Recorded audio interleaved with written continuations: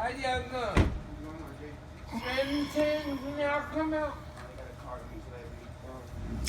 good evening, everybody. Steven here up at Wilkesboro, PA.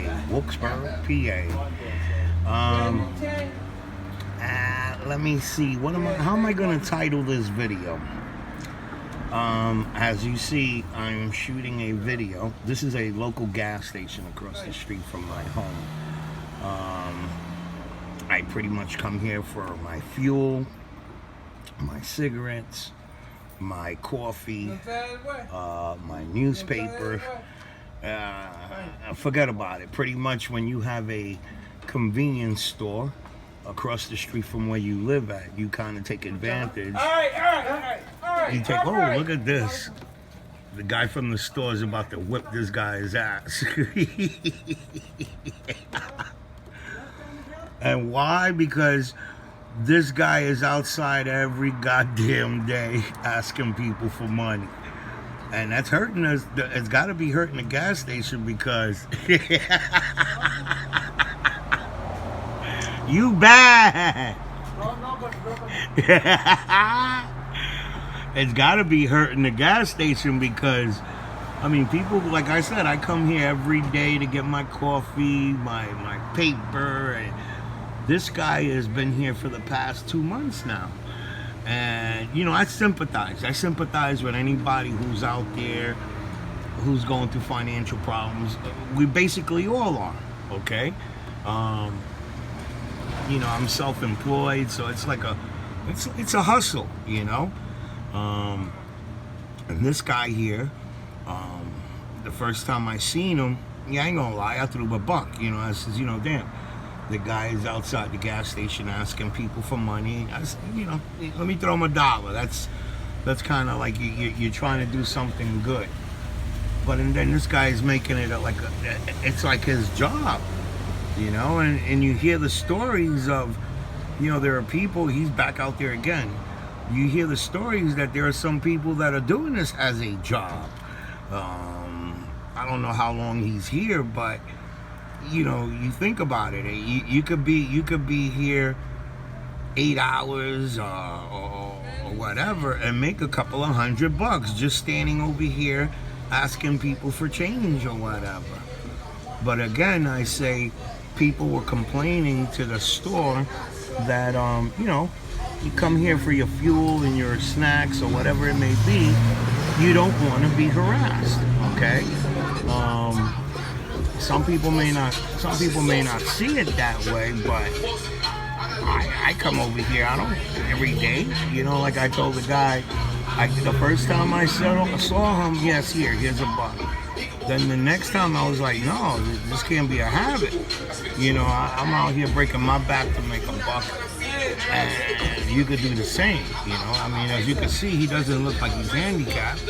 I mean, he does look like he's a little off, you know, but the same way I'm out there breaking my back to make $1, so can he. You know, so, you know, that shit has just gotten way out of control.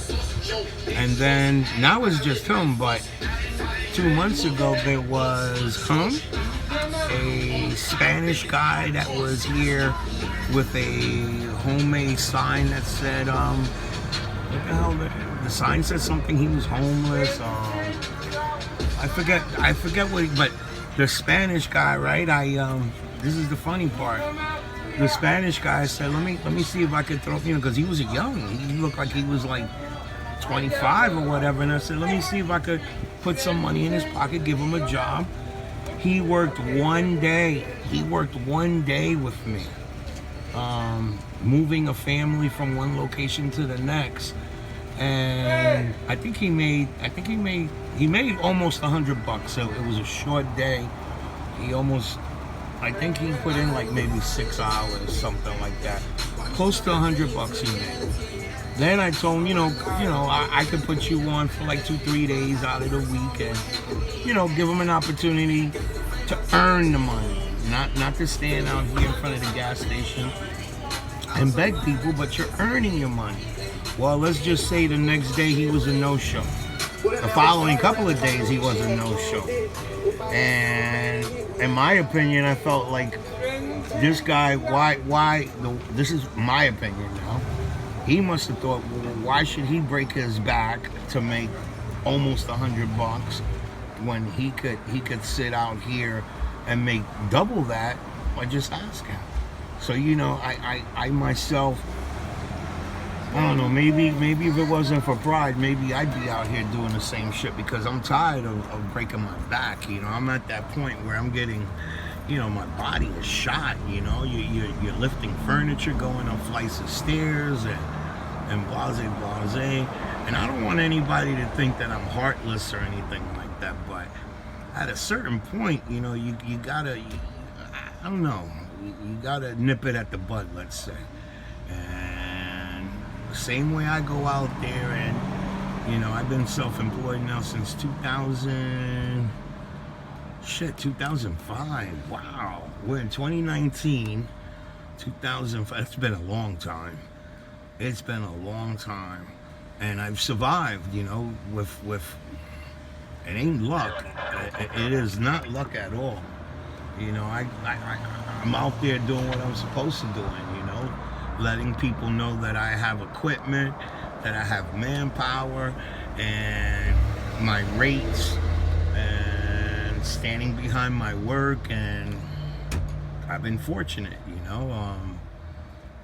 there are guys that go into my line of business for a couple of days. They get a truck and they put a couple of friends together, and they're offering, or should I say, they're offering themselves for like chump change. So, and then that screws everything up for everybody, because now people think, well, this guy was doing it for $40 or whatever. Why can't the next person do it for $40? Well, it doesn't work like that. I got commercial insurance. I'm covered up to $1 million. I pay a certain amount of money every month for that insurance. It's costing me a shitload of money. And just to operate, the overhead that I got is costing me an arm and a leg every month, just to say that I have a small little business. So, it's not all that glamour, okay? But anyway, that's why I'm shooting a video of this guy.